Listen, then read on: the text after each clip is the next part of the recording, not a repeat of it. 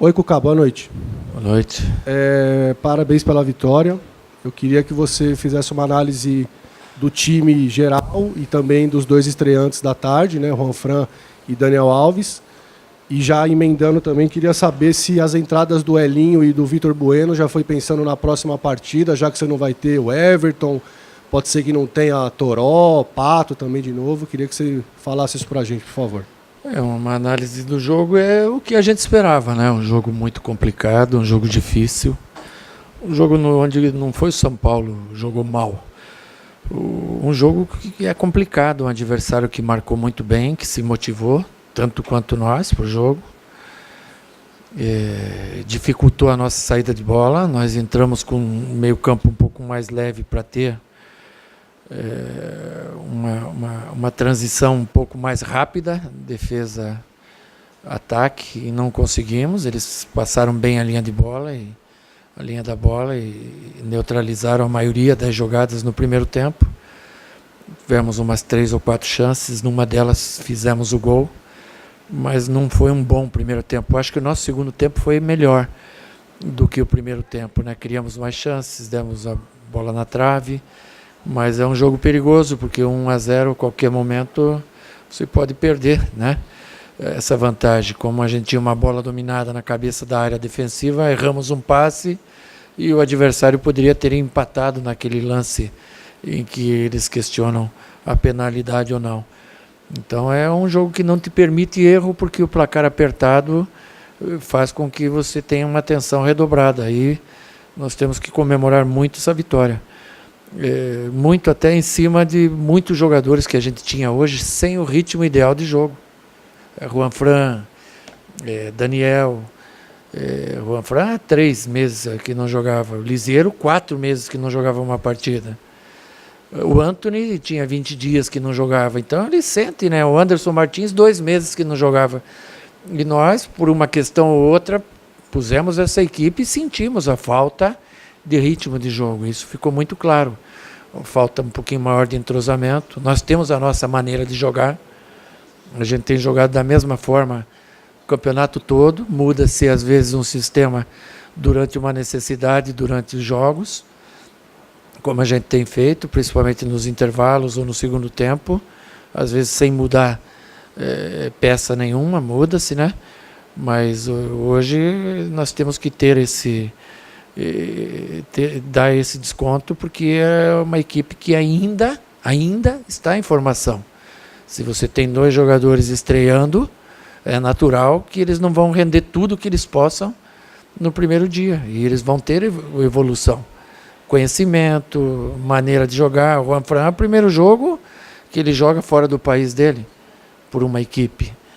Então a gente tem que ter paciência, calma, e você pode me perguntar, então por que você pôs? Porque achei que devia pôr já, não perder tempo e ganhar tempo em cima disso.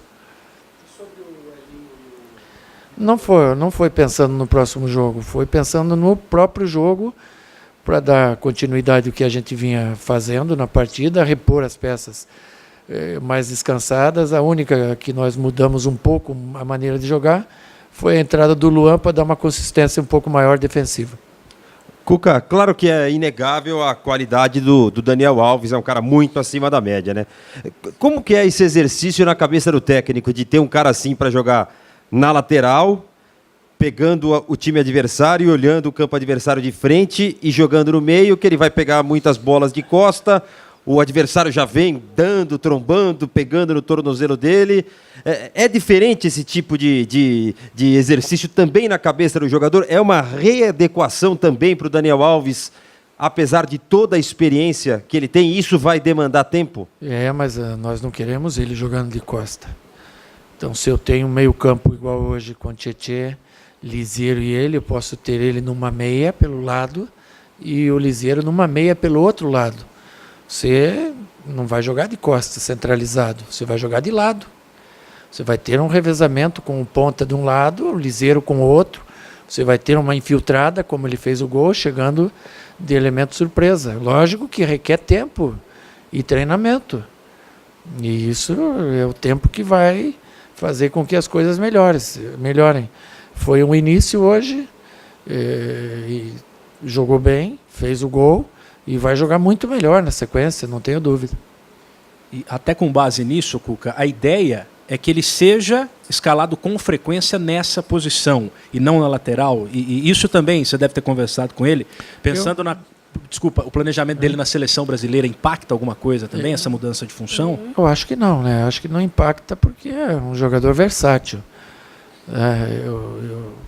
Eu até pensei nisso já, se tem algum reflexo negativo nisso, né? Eu até penso até em falar com o próprio Tite a respeito disso, mas o próprio Daniel sabe que aqui é uma situação e na seleção é outra situação. Enfim, hoje, quando o jogo não estava à nossa afeição, no primeiro tempo, eu ia fazer uma troca tática, né? Pondo ele na linha de frente pelo lado direito e jogando o Antony para o outro lado, fazendo um segundo atacante. Então ia mudar o sistema. Quando a gente fez o gol, eu achei que era desnecessário e a gente manteve daí essa maneira de jogar até o final. Cuca, tudo bem? É claro que o campeonato ainda não chegou nem em sua metade, mas dá para dizer que o próximo jogo, que é aquele jogo que ficou faltando contra o Atlético Paranaense, lá, um adversário que é fatídico para o São Paulo, campo de grama sintética, uma vitória lá vai deixar o São Paulo no pelotão da frente, a 2 pontos do líder. Pode ser um divisor de águas e você já conta com o Pato para esse jogo também? Então, hoje, quem é que ia falar que era um jogo fácil? A gente sabe que é jogo duro. O Ceará, se você for buscar o histórico dele, quem que ganhou do Ceará por mais de um gol no campeonato? Vinha aí de 5 resultados, 6-1 ruim, e os outros bons, 3 vitórias, 2 empates. Mesmo jogando fora de casa, um time ajustadinho, um time que marca bem, que sai com força para o ataque. É difícil, o campeonato é muito difícil. O Atlético Paranaense da mesma forma. Vamos ter essa dificuldade, vamos atingir o mesmo número de pontos dos adversários, de jogos dos adversários na quarta-feira. E lógico, domingo já tem o Vasco e São Januário, então não tem refresco, né? Você me pergunta se é um jogo que é o divisor de águas, hoje também era, né? Quarta-feira vai ser e domingo vai ser também. A gente tem que fazer o melhor a cada jogo, né? Sem chamar a responsabilidade para esses meninos aí. Vamos devagarzinho, feijão com arroz. O Pato teve um problema, todos sabem, não treinou a semana toda. E vamos ver se a gente tem uma condição dele. Acho pouco provável, acho até mais correto preparar ele melhor, quem sabe, para o final de semana. Tudo bem, Cuca, boa Tudo noite. bom? Com relação aos 2 estreantes, você espera utilizá-los na quarta-feira, até porque você já falou da questão do ritmo aí do Juan Fran e o Daniel? Vamos amanhã, na reapresentação, avaliar os dois, conversar, né? Porque o jogador que há 3 meses não joga, ele joga uma partida numa intensidade como é o campeonato, amanhã ele vem cheio de dor, né? Então não tem como te falar hoje. Vamos ver a reavaliação segunda e terça-feira para depois definir. Uma outra questão é essa invencibilidade que o São Paulo está conseguindo, uma sequência, já são acho que 8 jogos. O que é que dá para imaginar nessa sequência? Você já acabou de falar que são jogos difíceis, e o quanto a experiência desses jogadores pode ajudar a agregar um São Paulo subindo ainda mais. Sim, o importante é que nós vínhamos numa crescente antes deles estrearem, né? Então é mais fácil para eles estrearem.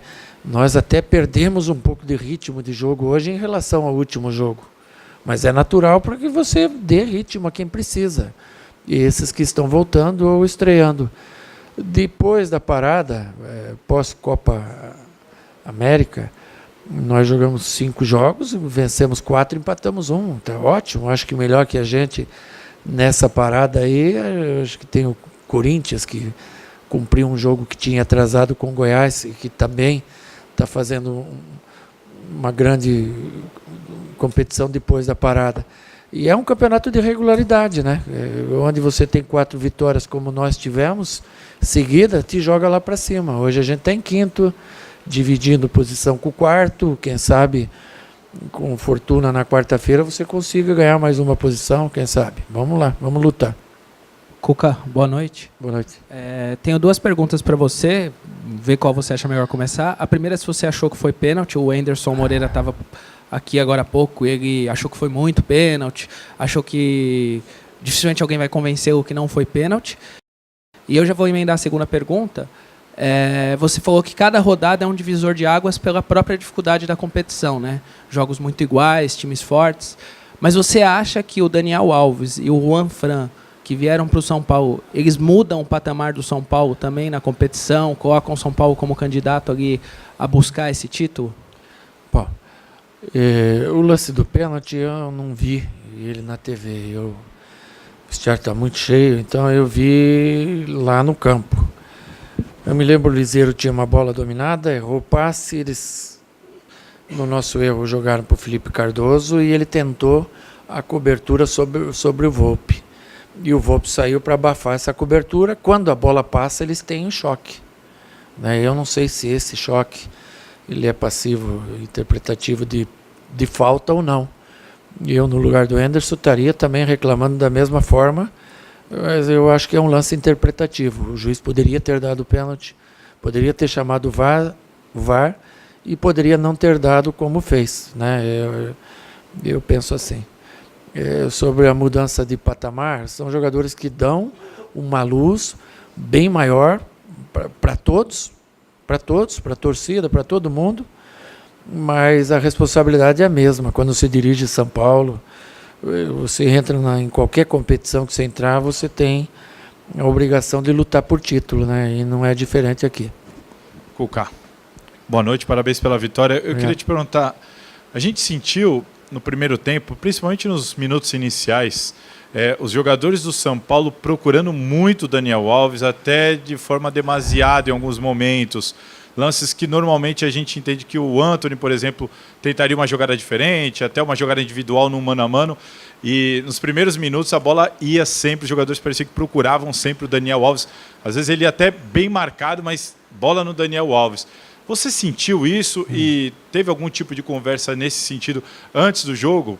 Para os próprios São Paulinos conterem ali talvez a emoção. A gente viu o Raniel após o jogo feliz da vida porque disse que realizou um sonho de dar o passe para o gol do Daniel Alves. Você acha que vai ter que dar uma trabalhada nisso por ter muito fã hoje, companheiro do Daniel Alves em campo? Eu não vi assim, que eles buscavam o Daniel Alves. O próprio Antony que você falou, ele puxou duas bolas no primeiro tempo e cruzou as duas de maneira errada, que é um cruzamento rápido, como ele fez no primeiro jogo com o Botafogo, em que o Everton entrou em diagonal e ele pôs duas bolas para trás. Não foi a buscada do Daniel. O Daniel se apresentou bem para o jogo e muitas vezes ele foi servido, outras não. Até ele estava buscando o encaixe dentro do jogo. São poucos treinos, são jogadores diferentes que ele está acostumado, posição diferente, então eu não vejo assim.